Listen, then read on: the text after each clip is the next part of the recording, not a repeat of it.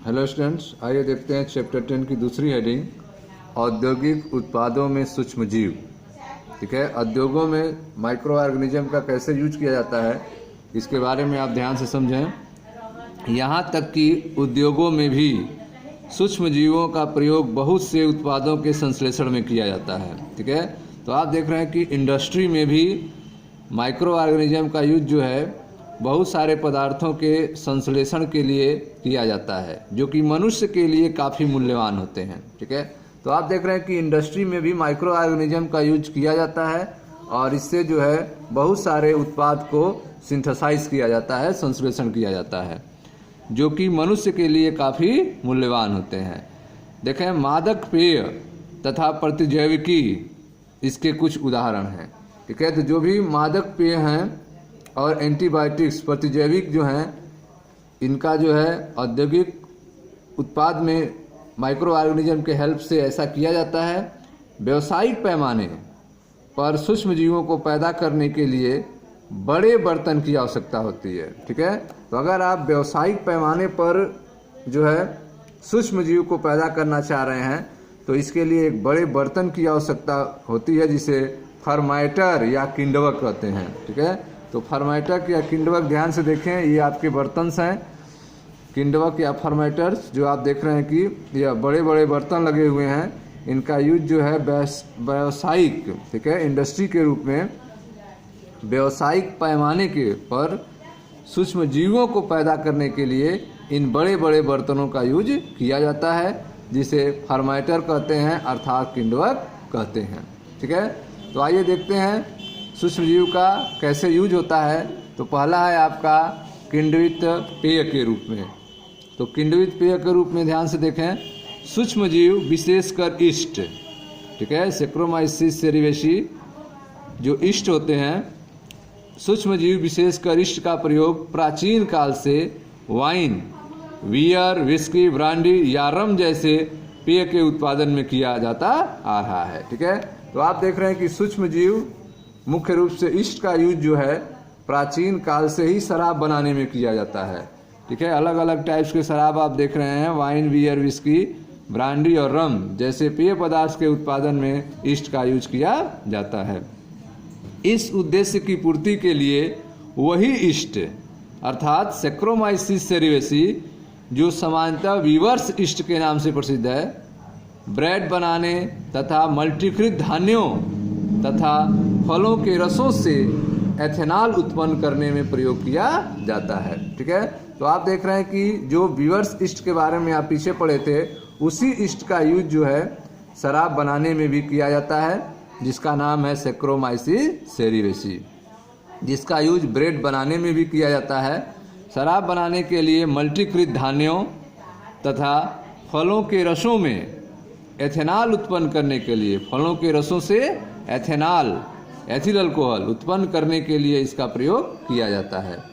क्या आपको वे उपापचयी अभिक्रिया याद है जिसके परिणाम स्वरूप ईस्ट द्वारा एथेनॉल उत्पादित होता है? ठीक है, तो यह जो है आपको एल्कोहल के निर्माण में जो है हमने आपको बताया था कि कैसे जो है ईस्ट के हेल्प से जो है फर्मेंट विधि द्वारा किण्वन करके एल्कोहल बनाए जाते हैं और साथ में कार्बन डाइऑक्साइड गैस निकलती है। ठीक है, आगे देखें ध्यान से, विभिन्न प्रकार के एल्कोहली पेय की प्राप्ति, किण्वन तथा विभिन्न प्रकार के संसाधन अर्थात आसवन अथवा उसके बिना कच्चे पदार्थों पर निर्भर करता है। ठीक है, वाइन तथा बियर का उत्पादन बिना आसवन के किया जाता है, जबकि विस्की, ब्रांडी तथा रम जो हैं किण्वित रस के आसवन के द्वारा तैयार किए जाते हैं।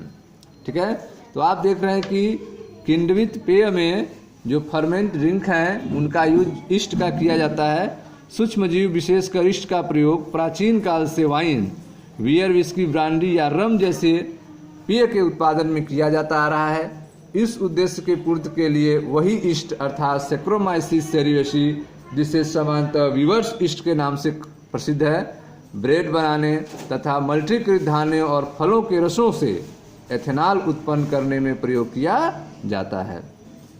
ठीक है, विभिन्न प्रकार के एल्कोहली पेय की प्राप्ति, किण्वन फर्मेंटेशन किण्वन तथा विभिन्न प्रकार के संसाधन कच्चे पदार्थों पर निर्भर करती है। ठीक है। वाइन तथा बियर का उत्पादन बिना आसवन के किया जाता है, जबकि विस्की, ब्रांडी और रम किण्वित रस के आसवन द्वारा तैयार किए जाते हैं। ठीक है। यहाँ देखें किण्वन संयंत्र का फिगर है जहाँ पे फर्मेंटेशन कराया जाता है। यह फिगर आप देख रहे हैं, यह किण्वन संयंत्र है जिसमें फर्मेंटेशन की क्रिया कराई जाती है और अल्कोहल प्राप्त होता है। तो यह पहला था आपका किण्वित पेय के बारे में। अब आइए देखते हैं दूसरा जो है प्रतिजैविक अर्थात एंटीबायोटिक्स के बारे में। तो ध्यान से आप समझें एंटीबायोटिक्स के बारे में। सूक्ष्म जीवों माइक्रो ऑर्गेनिज्म द्वारा प्रतिजैविकों अर्थात एंटीबायोटिक्स का उत्पादन 20वीं शताब्दी की अंत ही महत्वपूर्ण खोज और मानव समाज के कल्याण के लिए एक बहुत बड़ी उपलब्धि मानी जाती है। ठीक है। तो आप देख रहे हैं कि जो एंटीबायोटिक्स की खोज है वह मानव समाज के लिए बहुत बड़ी उपलब्धि है। एंटीबायोटिक्स की खोज जिससे तमाम रोगों से इसके हेल्प से बचा जाता है। आइए देखते हैं कैसे इसकी खोज हुई थी। ध्यान से समझें। सूक्ष्म जीवों द्वारा प्रतिजैविकों अर्थात एंटीबायोटिकों का उत्पादन 20वीं शताब्दी की अत्यंत ही महत्वपूर्ण खोज और मानव समाज के कल्याण के लिए एक बहुत बड़ी उपलब्धि मानी जाती है। ठीक है। एंटी जो है एक ग्रीक भाषा का शब्द है जिसका अर्थ होता है खिलाफ तथा बायो का अर्थ होता है जीवन। ठीक है। दोनों को मिला देने पर उसका अर्थ है जीवन के खिलाफ। ठीक है। जीवन के खिलाफ हुआ।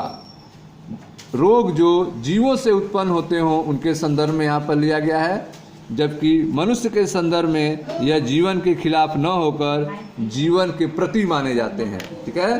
तो जो एंटीबायोटिक शब्द आप देख रहे हैं उसमें एंटी शब्द जो है वह खिलाफ के लिए और बायो जो शब्द है वह जीवन के लिए लिया गया है, अर्थात जीवन के खिलाफ। यह किसके लिए? जो रोग उत्पन्न कर रहे हैं उनके खिलाफ यह है। ठीक है। मनुष्य के लिए जो है, अगर मनुष्य के संदर्भ में देखें तो यह जीवन के खिलाफ न होकर जीवन के प्रति माने जाते हैं। देखें ध्यान से। प्रतिजैविकों अर्थात एंटीबायोटिक्स एक प्रकार के रासायनिक पदार्थ होते हैं। एंटीबायोटिक्स क्या होते हैं? केमिकल होते हैं, रासायनिक पदार्थ होते हैं जिनका निर्माण जो है कुछ सूक्ष्म जीवों द्वारा होता है। तो प्रतिजैविक जो है एंटीबायोटिक्स जो हैं एक केमिकल मैटर होते हैं, एक रासायनिक पदार्थ होते हैं जिनका निर्माण जो है कुछ माइक्रो ऑर्गेनिज्म द्वारा किया जाता है, सूक्ष्म जीवों द्वारा किया जाता है। यह अन्य सूक्ष्म जीवों की वृद्धि को मंद अथवा उन्हें मार देते हैं। यह जो प्रतिजैविक होते हैं यह रोग उत्पन्न करने वाले अन्य जो सूक्ष्म जीव हैं, माइक्रो ऑर्गेनिज्म हैं, उनके वृद्धि को स्लो कर देते हैं अथवा उन्हें मार सकते हैं। ठीक है। आप सामान्य रूप से प्रयोग में लाए जाने वाले एंटीबायोटिक पेनिसिलिन से तो परिचित ही हैं। ठीक है। तो नॉर्मल रूप से जो एंटीबायोटिक्स यूज होती है वह पेनिसिलिन है, जिसका बारे में जो है आप परिचित होंगे। आइए देखते हैं पेनिसिलिन की खोज कैसे हुई। पेनिसिलिन सबसे पहला एंटीबायोटिक था। ठीक है। प्रतिजैविक में अगर देखा जाए तो पेनिसिलिन क्या है? सबसे पहला एंटीबायोटिक था, जिसकी खोज जो है एक प्रकार का हादसा थी। पेनिसिलिन जो खोजा गया था वह एक प्रकार के हादसे की वजह से खोजा गया था। ठीक है। ध्यान दीजिए। इसकी खोज जो है एक प्रकार का हादसा है। कैसे हुआ देखें। अलेक्जेंडर फ्लेमिंग, ठीक है, एक इसके खोजकर्ता हैं पेनिसिलिन के। अलेक्जेंडर फ्लेमिंग जब स्ट्रेप्टोकोकस बैक्टीरिया पर कार्य कर रहे थे। ठीक है। वैज्ञानिक जो अलेक्जेंडर फ्लेमिंग हैं वह स्ट्रेप्टोकोकस बैक्टीरिया पर कार्य कर रहे थे, तब उन्हें एक बार दिखाई दिया कि जिन प्लेटों पर वह कार्य कर रहे थे उनमें एक बिना धुली प्लेट पर मोल्ड उत्पन्न हो गए थे। ठीक है। अलेक्जेंडर फ्लेमिंग जो है स्ट्रेप्टोफिलोकोकस बैक्टीरिया पर वर्क कर रहे थे और उन्होंने देखा कि जिन प्लेटों पर वह कार्य कर रहे थे उनमें से एक प्लेट जो था वह बिना धुला हुआ था और उस पर मोल्ड उत्पन्न हो गए थे, जिस कारण स्ट्रेप्टोकोकस की वृद्धि नहीं हो सकी। ठीक है। तो मोल्ड उत्पन्न होने के कारण जो है उस प्लेट पर जीवाणु बैक्टीरिया जो है स्ट्रेप्टोकोकस वो उस पर ग्रोथ नहीं कर सका था। उन्होंने पाया कि यह प्रभाव जो है मोल्ड द्वारा उत्पन्न एक रसायन पेनिसिलिन द्वारा होता है। तो मोल्ड जो है एक रसायन उत्पन्न करते हैं पेनिसिलिन, जिसके कारण जो है उस प्लेट पर स्टेप्टोफिलो बैक्टीरिया जो है वृद्धि नहीं कर सका था। चूंकि पेनिसिलिन पेनिसिलियम नोटेटम नामक मोल्ड से उत्पन्न होता है। पेनिसिलिन जो है वह किससे मिलता है? पेनिसिलियम नोटेटम नामक मोल्ड से उत्पन्न होता है। इस कारण इसका नाम उन्होंने पेनिसिलिन रखा। ठीक है। यद्यप बाद में अर्नेस्ट चैन तथा हार्वर्ड फ्लोरे ने इसकी एक शक्तिशाली और प्रभावशाली एंटीबायोटिक के रूप में पुष्टि की। ठीक है। तो आप देख रहे हैं बाद में जो है अर्नेस्ट चैन और हार्वर्ड फ्लोरे ने बताया कि जो पेनिसिलिन पेनिसिलियम नोटेटम नामक मोल्ड से मिला था वह एक शक्तिशाली और प्रभावशाली प्रतिजैविक है, एंटीबायोटिक है। ठीक है। इस एंटीबायोटिक का प्रयोग दूसरे विश्व युद्ध में घायल अमेरिकन सिपाहियों के उपचार में व्यापक रूप से किया गया था। ठीक है। तो आप देख रहे हैं जो पेनिसिलिन खोजा गया, इसका यूज जो है द्वितीय विश्व युद्ध में घायल अमेरिकन सिपाहियों के उपचार में व्यापक रूप से किया गया था। ठीक है। फ्लेमिंग, चैन और फ्लोरे को इस खोज के लिए 1945 में नोबेल पुरस्कार से पुरस्कृत किया गया।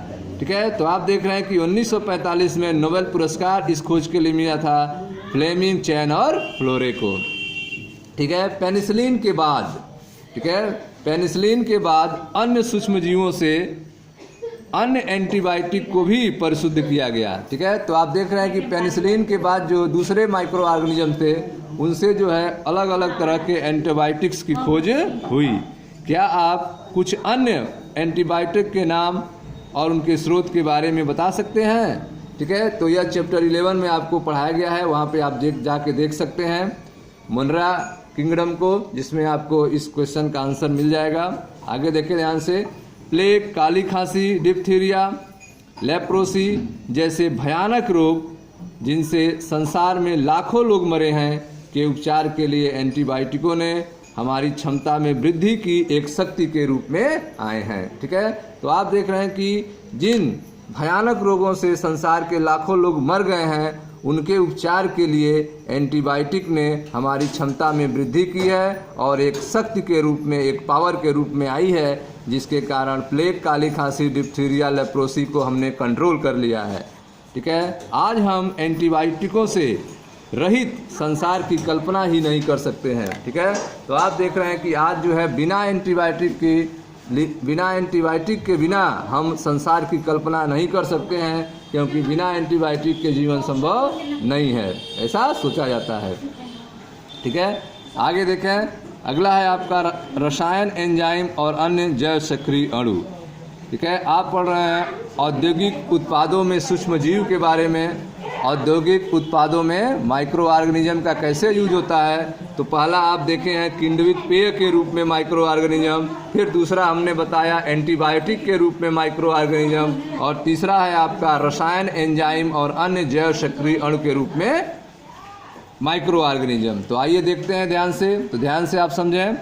कुछ विशेष प्रकार के रसायनों जैसे कार्बनिक अम्ल, एल्कोहल तथा एंजाइम आदि के व्यावसायिक तथा औद्योगिक उत्पादन में सूक्ष्म जीवों का बड़े पैमाने पर उपयोग किया जाता है। ठीक है। तो आप देख रहे हैं कि कुछ विशेष प्रकार के रसायन जैसे कि कार्बनिक अम्ल हुए, एल्कोहल हुआ, एंजाइम हुआ, इनके व्यावसायिक और औद्योगिक उत्पादन में सूक्ष्म जीव का बड़े पैमाने पर यूज किया जाता है। देखें ध्यान से। अम्लीय उत्पादों के उदाहरण जैसे कि सिट्रिक अम्ल। अम्लीय उत्पाद का अगर उदाहरण लें तो सिट्रिक अम्ल का एस्परजिलस नाइगर, सिट्रिक अम्ल का एस्परजिलस नाइगर जो एक प्रकार का कवक है, एस्टिक अम्ल का एसिटोबैक्टर एसिटाई जो जीवाणु है, ब्यूट्रिक अम्ल का क्लॉस्ट्रिडियम ब्यूटाइलिकम जो एक जीवाणु है, और लैक्टिक अम्ल का लैक्टोबैसिलस आदि हैं। ठीक है। तो आप देख रहे हैं कि अम्लीय उत्पाद प्राप्त करने के लिए अगर आप सिट्रिक अम्ल का उत्पादन करना चाहते हैं तो इसके लिए एक कवक है एस्परजिलस नाइगर। एस्टिक अम्ल का उत्पादन करना चाह रहे हैं तो इसके लिए आपका एक जीवाणु हेल्प करेगा, एस्टोबैक्टर एसिटाई। ब्यूट्रिक अम्ल का उत्पादन करेंगे तो इसके लिए एक जीवाणु है आपका क्लॉस्ट्रिडियम ब्यूटाइलिकम, और लैक्टिक अम्ल का उत्पादन जो है वह लैक्टोबैसिलस आदि से किया जाता है। ठीक है, तो यह अम्लों के उत्पादन के बारे में आपने सूक्ष्मजीवों का यूज देखा। अब आइए देखते हैं एथेनॉल। एथेनॉल के बड़े पैमाने पर उत्पादन के लिए ईस्ट का प्रयोग किया जाता है। एथेनॉल का अगर आप ज़्यादा अमाउंट में पैदावार करना चाहते हैं, उत्पादन करना चाहते हैं, तो इसके लिए आपको ईस्ट अर्थात सैक्रोमाइसिस सेरीवेसी का यूज करेंगे, जिससे आपको बड़े पैमाने पर एथेनॉल प्राप्त होगा। लाइपेज का प्रयोग अपमार्जक संरूपण और धुलाई में कपड़ों से तेल और धब्बे हटाने के लिए किया जाता है। तो आप देख रहे हैं सूक्ष्मजीव लाइपेज का यूज जो है अपमार्जक संरूपण और धुलाई में कपड़ों से तेल के धब्बे हटाने के लिए किया जाता है। आपने अवश्य देखा होगा कि आप बाजार से खरीदकर फल रस की जो बोतल लाते हैं, उसका रस घर में बने रस की तुलना में अधिक साफ दिखाई देता है। ठीक है, तो जो आप घर में रस बनाते हैं वो उतना क्लियर साफ नहीं होता है जितना कि मार्केट से खरीद कर जब फल का रस लाते हैं तो उसमें क्लियरिटी होती है। तो यह क्यों होती है? तो उसका कारण देखिए ध्यान से, पैक्टिनेजिस तथा प्रोटीएजिस का प्रयोग के कारण। ठीक है, पैक्टिनेजिस तथा प्रोटीएजिस के प्रयोग के कारण बोतल वाला रस अधिक स्वच्छ और साफ होता है। तो आप देख रहे हैं कि जो मार्केट से आप रस लाते हैं वह किसके यूज से बने होते हैं? वह पैक्टिनेजिस और प्रोटीएजिस का यूज हुआ होता है, जिसके कारण बोतल वाला रस अधिक स्वच्छ और साफ होता है। स्ट्रेप्टोकाइनेज स्ट्रेप्टोकोकस जीवाणु द्वारा उत्पन्न होता है। ठीक है, जो आनुवांशिक इंजीनियरिंग द्वारा रूपांतरित किया जाता है। ठीक है, तो आप देख रहे हैं कि स्ट्रेप्टोकाइनेज जो है स्ट्रेप्टोकोकस बैक्टीरिया द्वारा उत्पन्न किया जाता है, जिसका यूज जो है आनुवांशिक इंजीनियरिंग द्वारा रूपांतरित किया जाता है। इसका प्रयोग जो है स्ट्रेप्टोकाइनेज का क्या यूज है?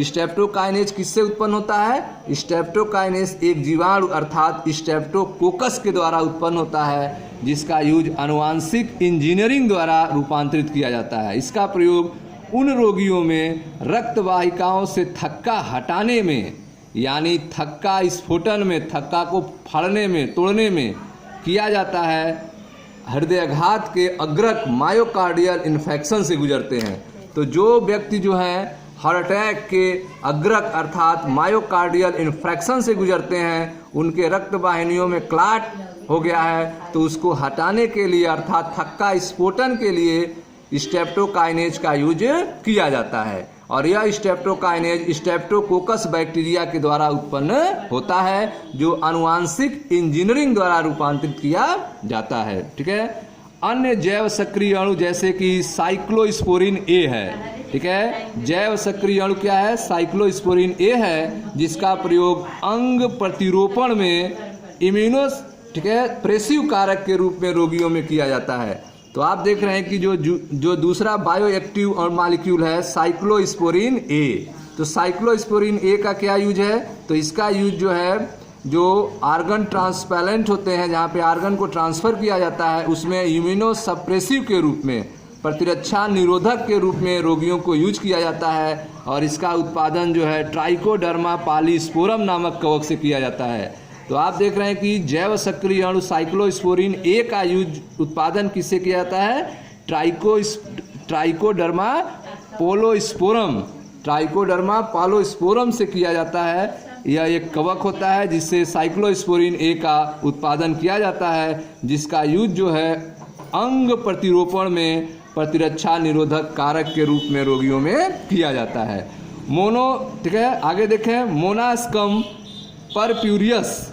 ठीक है, मोनास्कम परप्यूरियस ईस्ट से उत्पन्न इस स्टैटिन का व्यापारिक स्तर पर प्रयोग रक्त कोलेस्ट्रॉल को कम करने में किया जाता है। ठीक है, तो आप देख रहे हैं कि जो मोनास्कम परप्यूरियस है, यह ईस्ट से उत्पन्न होता है और इस स्टैटिन का व्यापारिक स्तर पर प्रयोग रक्त कोलेस्ट्रॉल को कम करने में किया जाता है। ठीक है, कम करने वाले कारक के रूप में इसका यूज किया जाता है। कोलेस्ट्रॉल के संश्लेषण के लिए उत्तरदायी एंजाइम स्पर्धा संदमन की तरह क्रिया करते हैं। ठीक है, तो जो कोलेस्ट्रॉल के निर्माण के लिए जो जिम्मेदार एंजाइम होते हैं वे उससे स्पर्धा संदमन करते हैं, कंपटीशन करते हैं और निरोधक की तरह कार्य करते हैं। ठीक है स्टूडेंट्स, तो यह था आपका औद्योगिक उत्पाद में सूक्ष्म जीव के बारे में, जिसमें आपने को पहला टॉपिक पढ़ाया गया किण्वित पेय के बारे में, फिर आपने देखा प्रतिजैविक के बारे में, और इसका तीसरा पार्ट था रसायन, एंजाइम और अन्य जैव सक्रिय अणु के बारे में। ठीक है, तो इस तरह से स्टूडेंट औद्योगिक उत्पादों में सूक्ष्म जीव आपका कंप्लीट हुआ। आप इसका रिवीजन कीजिए। मिलते हैं नेक्स्ट वीडियो में, जिसमें आपको हम एक्सप्लेन करेंगे वाहित उपचार में सूक्ष्म जीव के बारे में। ओके स्टूडेंट्स, मैं मनीष गुप्ता आपका स्वागत करता हूं अपने चैनल में। वीडियो को आप लाइक करें, शेयर करें, सब्सक्राइब करें। धन्यवाद।